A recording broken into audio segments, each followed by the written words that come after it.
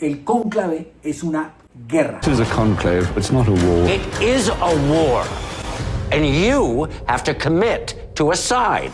Bienvenidos a esta tercera entrega. Hoy vamos a hablar sobre quiénes son esos papables, esos que tienen toda la oportunidad de llegar al trono de San Pedro. Me acompañan, por supuesto, Camilo Chaparro. Yo creo que es uno de los periodistas que más sabe sobre papas en el país. Camilo, bienvenido. ¿Y cómo ve el cónclave para esta vez? Misterioso, como son todos los conclaves, con muchos candidatos, y yo propondría, si le parece bien, un ejercicio. Primero, Descartemos. Descartemos. Bueno, listo. Pero antes de entrar a la lista de descartables o de posibles papables, digamos que le tengo una anécdota. Y proviene del libro Cónclave, que hace parte de la película Cónclave, por supuesto. The Pope is dead. The throne is vacant. Hay una escena memorable en el que Aldo Bellini, un cardenal que está esterilizado por ese gran actor italoamericano Stanley Tucci, y Ralph Fiennes, el actor, creo que es británico o irlandés, que hace el papel del cardenal Thomas Lawrence, que en ese momento es el cardenal Camarlengo. Me corrige muy bien Camilo, me dice que es el cardenal Camarlengo, no el cardenal decano, que es el encargado de administrar todo este tema del cónclave. Es el cardenal Camarlengo quien lo hace. Pero bueno, entre Tucci y Fiennes hay una escena. Porque Fiennes dice que hay unas presiones, que él no quiere tomar partido de ninguno de los bandos para elegir al Papa.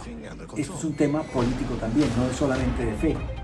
Y Tucci le dice, gritándole, pues tienes que tomar bando, porque esto, el cónclave, es una guerra.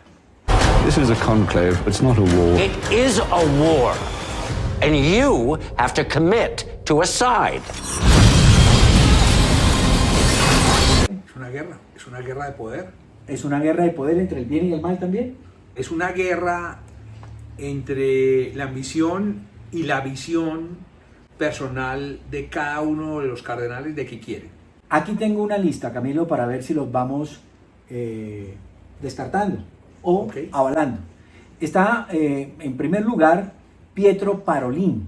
Pietro Parolin es la mano derecha, el secretario de Estado. Secretario de Estado. Muy bien. Y él es un cardenal que es considerado como la secuencia, la sucesión del Papa Francisco. ¿Cómo lo ves? Tiene dos problemas. Muchos expertos dicen que no era tan leal a Francisco y que Francisco sentía hacia él cierta desconfianza. La pregunta a favor del cardenal Parolin es si no tenía tanta la confianza del Papa, ¿por qué lo dejó los 12 años como secretario de Estado Vaticano, que en la práctica es el segundo aborto? Tiene en contra un factor determinante, y es los papas italianos. Y en el ejercicio de descarte que le propongo, también llevémoslos por continentes y por países. Volver a un papa italiano después de Juan Pablo I sería dar la posibilidad que duren otros sentados en el solio de Pedro 500 años.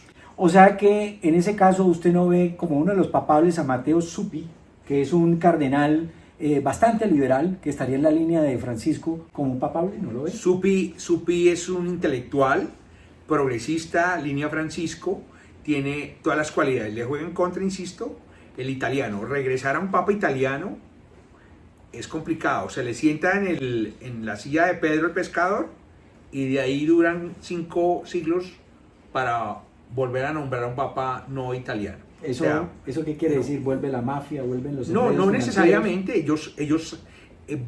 Italia ha sido una fábrica de papas, una fábrica muy poderosa que ha sabido manejar esto. Manejan la curia vaticana y montarían un reinado, una saga de papas italianos. Históricamente ha sido así. Entonces, volver a ellos lo veo complicado. Hay otro, el cardenal Peter Erdo, que es también conservador, línea ultraconservadora. Doctrina de la fe total, así como era Ratzinger. Sí, tiene una opción. Hoy le podrían acertar a un papa del centro de Europa Hungría, austriaco, no creo que vuelvan un alemán. Juan Pablo II, fundamental en la caída de la cortina de hierro, un papa universal, mediático, en su momento el atleta de Dios. Entonces, de Europa yo descarto Italia, pero no descarto el resto de Europa, aunque creo que no la tienen fácil. En esto hay dos dimensiones de los papas, como jefe de Estado, pero también como pastor de la fe. En este momento la Iglesia atraviesa por una querencia urgente, que es tener más seguidores, ampliar ese 1.300.000 millones de fieles. de fieles en el mundo. Esto sería por ese lado, pero también un papa jefe de Estado que se enfrenta a un mundo que va en contravía al universalismo planteado por el Vaticano, y es un mundo que cada vez se cierra más, pone más muros comerciales, pone más muros que se cierra frente a los inmigrantes. Entonces allí estas fuerzas cuentan. ¿Por qué lo digo? Porque con esto introduzco el nombre del cardenal Antonio Tagle, que es de Filipinas. Chino-filipino con raíces también hindúes, es un papa, un candidato muy estratégico. La Iglesia desde hace muchos años viene planeando en su georreligión o geopolítica la toma de Asia. Es China, 1.400 millones de habitantes, India, casi 1.500 millones de habitantes. Filipinas es un trampolín importante. Filipinas es el tercer motor de la fe católica en el mundo después de México y Brasil. Son 110 millones de fieles. Él sería el ideal. Dicen que tendría Francisco lo había hecho el guiño para que él sea el sucesor. Sería un sucesor excelente y dentro de la religión encuadraría. ¿Qué juega en contra Exeomo? Que es demasiado favorito. Y un papa favorito entra papa y sale cardenal. Sale cardenal con un problema.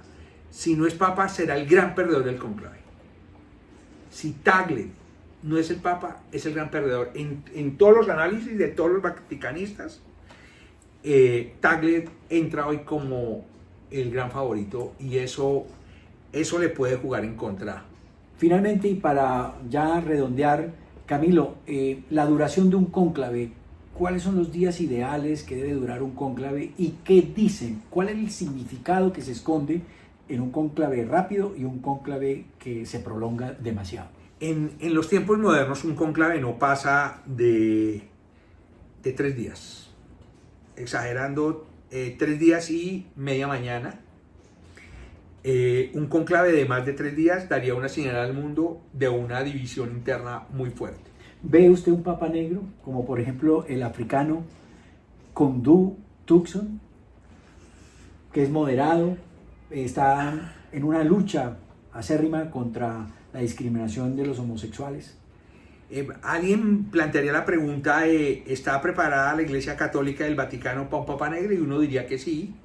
Sí, estuvo preparada para un papa latinoamericano, estuvo preparada para un papa polaco, estaría preparada, pero creería yo, digamos, en un cónclave pasa cualquier cosa, que no es el momento. Creo que si ellos tienen que elegir una prioridad entre Asia y África en su expansión, van a preferir Asia. Porque allí hay un foco en expansión. El número de bautizados católicos en China ha crecido.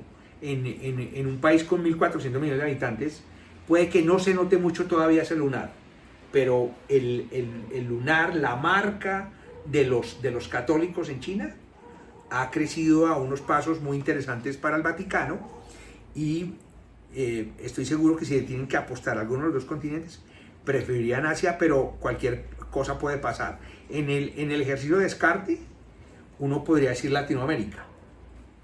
Y también a modo de pregunta es, ¿repetirían después de 12 años de pontificar un papa latinoamericano?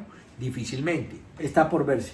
Gracias, Camilo, por este análisis que estamos haciendo acá sobre este momento histórico de la muerte del Papa Francisco. Nos vemos en otro capítulo. Hasta pronto.